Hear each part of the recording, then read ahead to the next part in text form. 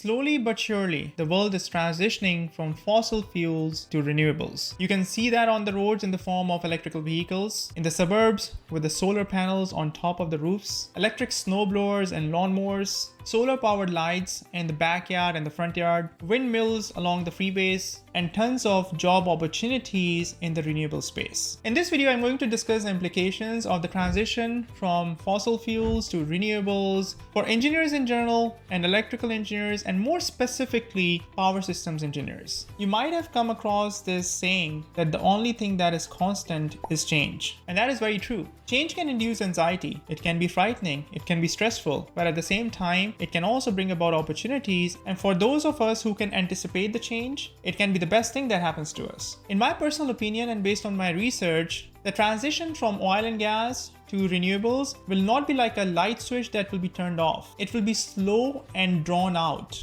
The fact of the matter is that oil and gas have a lot of inherent qualities that make them extremely attractive in terms of energy consumption. The two biggest reasons are ease of transportation and high energy density. Over the last 100 years, historically speaking, a lot of money has been invested in the infrastructure around oil and gas. And that's why it's called the black gold. And they form the backbone of all major economies. They also have a lot of byproducts that are used in secondary industries. So in my opinion, for anybody to imagine that we are going to make a quick transition from fossil fuels to renewables, I don't think that's very practical. As far as the ground realities are concerned, renewables are definitely creating a space for themselves. Whether we are talking about electricity generation, transportation, utilization of energy in terms of households, residential, commercial, and industrial, they are making an impact. So as an electrical engineer, what are the challenges and opportunities that exist for you? The good news is that this transition has opened so many new avenues that did not exist 15, 10, or even 5 years ago. Some of these examples are battery systems for electrical vehicles, design, installation, field support, integration of wind farms and solar systems, smart grid development and management, and many more. As a power systems engineer, if you have hard skills, technical skills in protection, in control,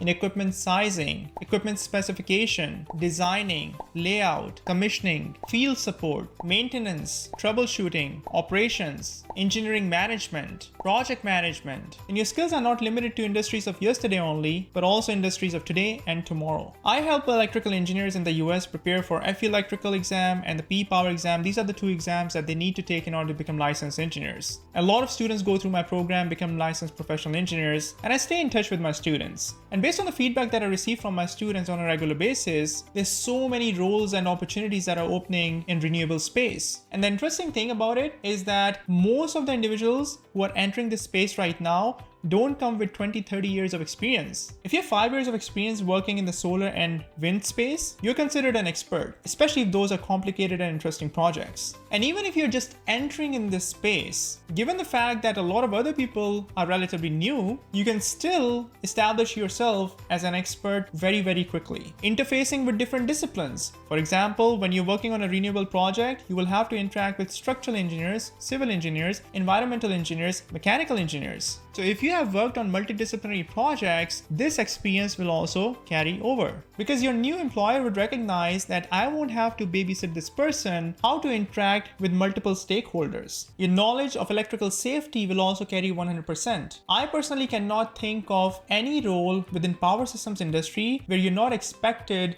to have an above average knowledge of electrical safety. Whether you are working in petrochemicals, oil and gas, power utilities, or any other public or private sector. As an electrical engineer, you have to have a bare minimum understanding of electrical safety. And the more experience and exposure you have on that front, the more attractive you will be for employers in the renewable space. As I mentioned earlier, students enroll in my FE electrical and computer exam preparation program and the P power exam preparation program. Just to give you an idea about how many opportunities are opening up in this renewable space, lately, I've seen a lot of non-electrical engineers enroll in my programs, primarily mechanical engineers followed by civil and chemical engineers. So these are the folks who don't have electrical engineering background. They haven't gone through a 4-year degree program in electrical engineering, but even they are transitioning into electrical engineering, pursuing FE electrical and P power exams. My recommendation to you would be, regardless of the industry that you are in right now, focus on learning hard skills. And these hard skills, as I mentioned earlier, take the form of running power system studies, protection and control,